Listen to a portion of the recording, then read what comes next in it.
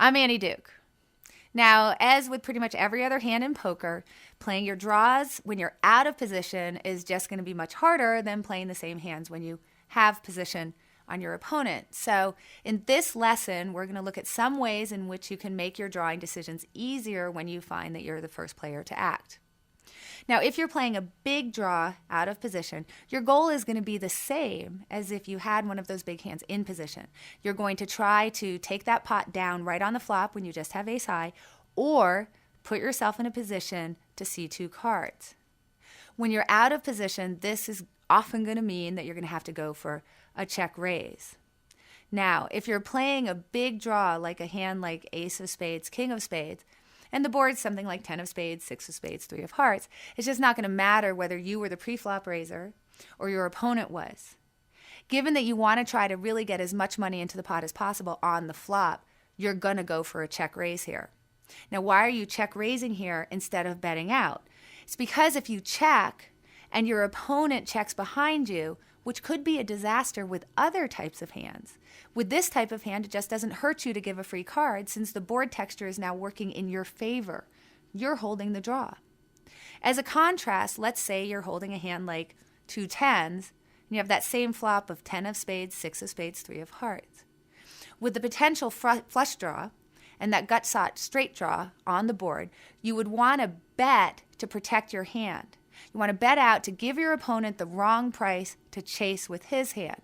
It's just too dangerous to check and risk giving a free card here, letting that flush card come off for free.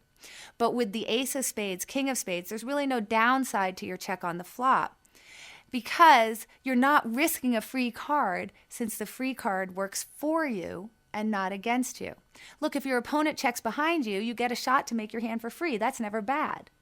But if he bets after you check, now you can go for the semi-bluff by putting in a big check raise. If your check raise is an all-in, you could win the pot right there, or you're definitely going to get to see two cards when your opponent calls since there's no more betting. But if your check raise is not an all-in, and let's say he calls and you miss the turn, you have some choices. You can either bet out, obviously bluffing, or you could check. If you check and your opponent checks, well, you get to see the river card for free. He might actually check behind you because he might be suspicious of that play.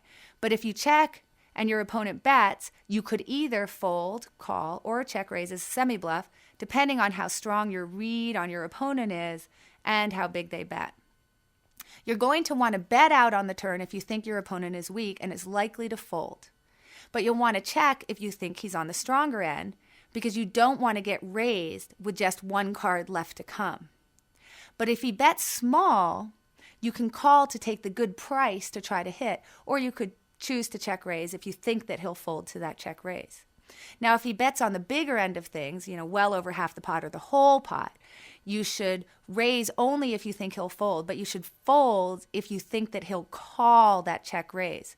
Because a big bet is not going to give you the right odds to draw. And the fact that he called a check raise on the flop makes it much less likely that that ace or king in your hand will be good if you hit one of them on the river. So you're likely just to be holding that flush draw.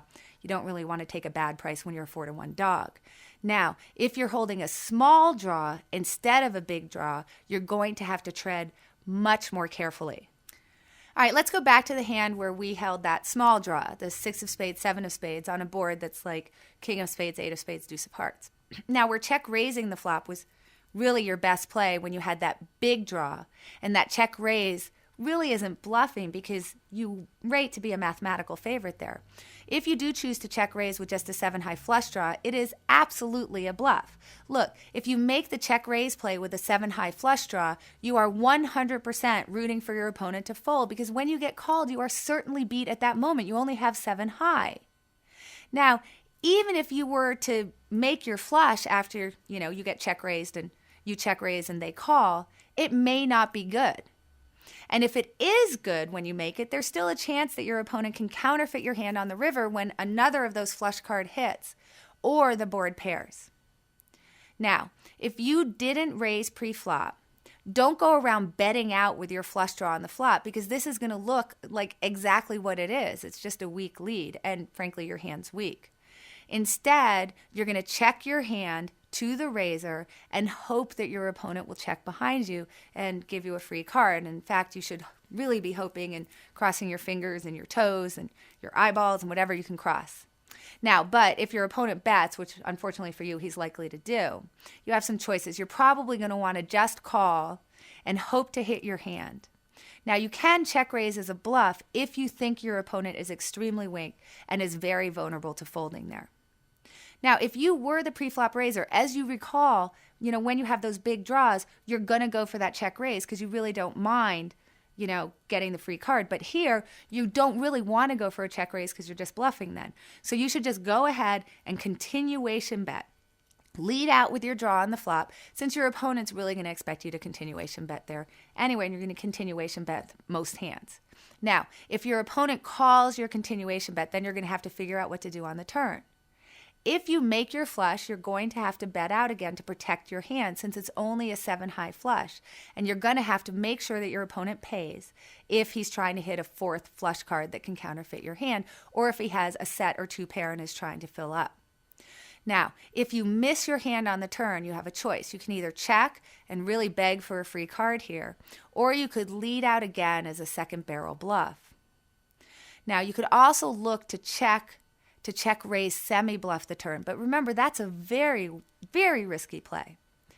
Now, the weakest play of all, though, is to just check and call the turn, since you're almost never getting the right price to continue. Remember, you're a 4-to-1 dog, and you're generally going to be getting only 2-to-1 or 3-to-1 from the pot when you check and your opponent bets.